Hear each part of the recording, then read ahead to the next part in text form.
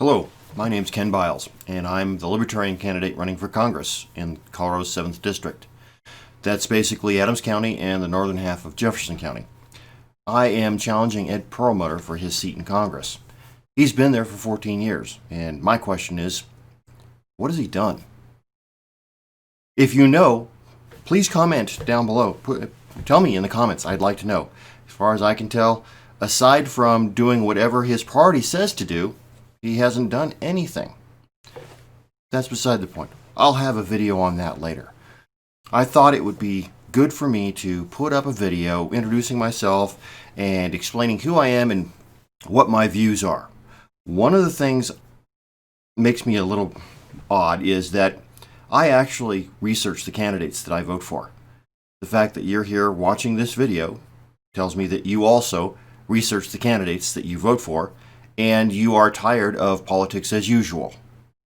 So I'm going to tell you a little bit about myself and what makes me different. You see, the Republicans and Democrats are going to tell you that if you vote for a third party, you're wasting your vote. They do that because they understand that, especially in Colorado, where 1/3 of the population is Republican, 1/3 of the population is Democrat, and the last third plus, are neither. They fall under the banner of independent, but they're neither Republican nor Democrat. They may be Libertarians, they may be Green Party, they may be unaffiliated completely, but they're neither Republican nor Democrat.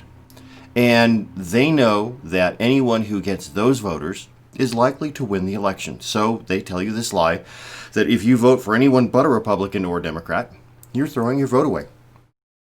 I don't believe that. That's why I became a member of the Libertarian Party, and that's why I'm running. To be honest, I don't want to move to Washington, D.C., but I see what's going on in Washington. I watched the fiasco that was the House of Representatives Committee on Finance and Banking asking the head accountant, I guess, I guess the CFO of Facebook questions when Facebook started to come out with this idea of Libra as a cryptocurrency for Facebook.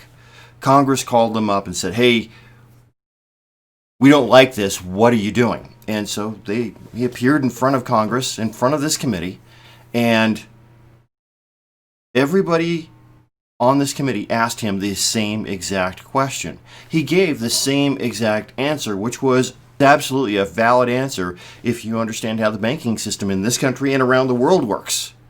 Fractional reserve banking is what it's called, and the CFO of Facebook said, "Hey, we're going to back our cryptocurrency 1-to-1 with the dollar." None of the people on this committee had a clue what he was talking about because none of them have any experience in finance or banking. This is one of the problems that I see with Congress today. Congress is legislating, passing laws, passing regulations on things that the people in Congress have absolutely no clue about. It's my belief that if you're going to regulate something, you need to at least understand what it is you're regulating. Because if you don't, you're going to cause unforeseen circumstances, which pretty much every law that's passed today has.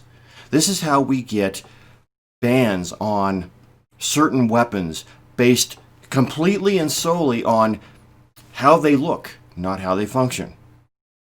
This is how we get bans on magazines for guns because they carry too many bullets. This is how we get laws that elevate one group above everyone else because they were oppressed. Now, don't get me wrong, I am absolutely for equality for everyone, but that's just it. Everyone should be treated equally. No one gets a pass, no one gets treated special, everyone is treated equal. When you listen to certainly the Democrats, the left, you no longer hear them use the word equality. They now use the word equity. Well, equity is how things turn out. Equality is how they start. Everybody gets the same starting place. Everyone gets a level field. In fact, that's one of the reasons why I think I can win this election.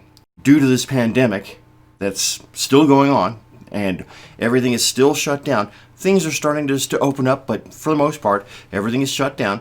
That means that the Democrats and Republicans can't have their $1,000 a plate fundraising dinners. They have the same platform that I do, this one here. And since I spent 30 years in IT in the financial industry, I think I've got a technical edge on my competition.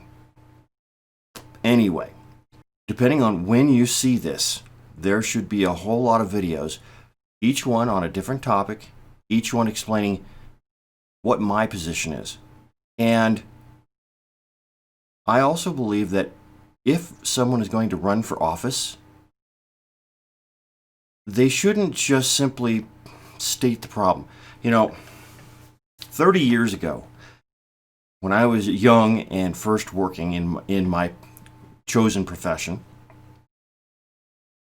my boss told me, I was one of those people who I was a complainer.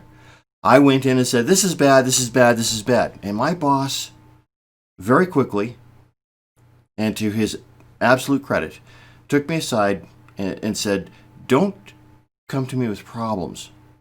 Come to me with solutions. It doesn't matter whether the solution will work or not. The fact that you spent time to come up with a potential solution means that you are invested in the problem and we can work on it. If you're just going to complain, I don't need that. I can find 100 other people. I can hire 100 other people to complain. One of the things I've noticed about politicians is they're complainers. They'll tell you they will campaign on all the problems.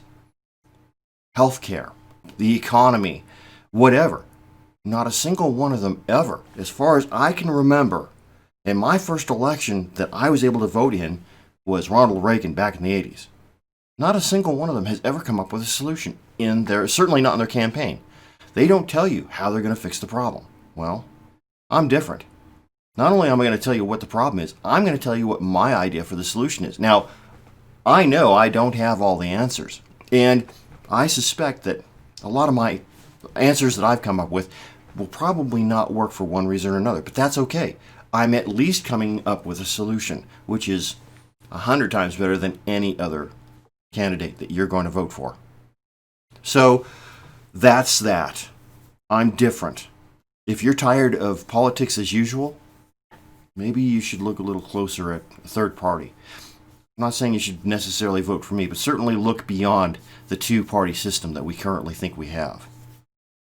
Oh, and this thing here, let's see if I can get it into another problem with our system, with our medical system, actually. So this lump on my nose is just a piece of skin. Medically, it's called a rhinophyma.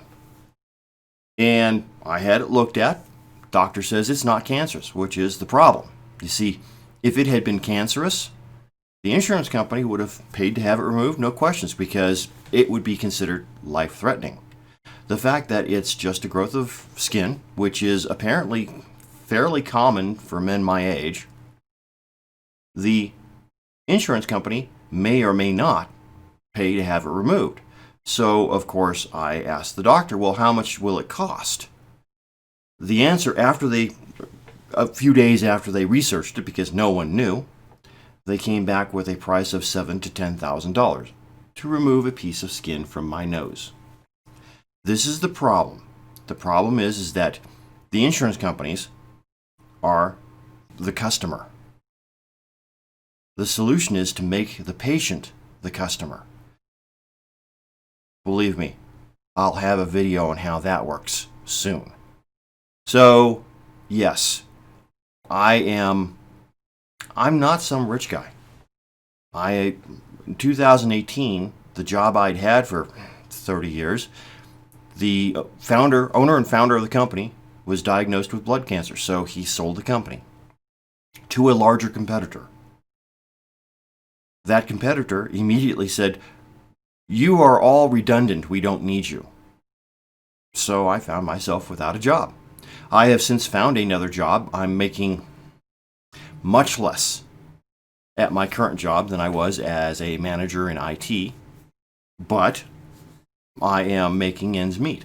But my point is that I'm no different than you are. I'm not some special golden child who, with a silver spoon in my mouth, who my political party is paying a whole bunch of money to get me elected so that they can gain more power. I'm simply a guy who does what it takes to make ends meet and tries to make sure that in the end I have at least a little bit of extra money to save up for my retirement, which I'm 56. My retirement's coming up very quickly. If these are issues that you're thinking about, if these are things that concern you, you're not alone. There are thousands, hundreds of thousands of people in Colorado, millions across the nation facing the same problems. And my whole entire reason for running is that I think I can make things better for people like me and you. All these other candidates, they don't know what it's like to be an average guy living in Colorado. They're all special. Hell, Perlmutter makes, what, $200,000 a year and has for the last 14 years? How many of you make $200,000 a year? I know I never have. So what does he know about making ends meet? What does he know about feeding a family of 4 or more? What does he know about trying to get up the money for books and other materials for your kids for school? These are the things that I, as a candidate, look at and say, you know, there's got to be a better way.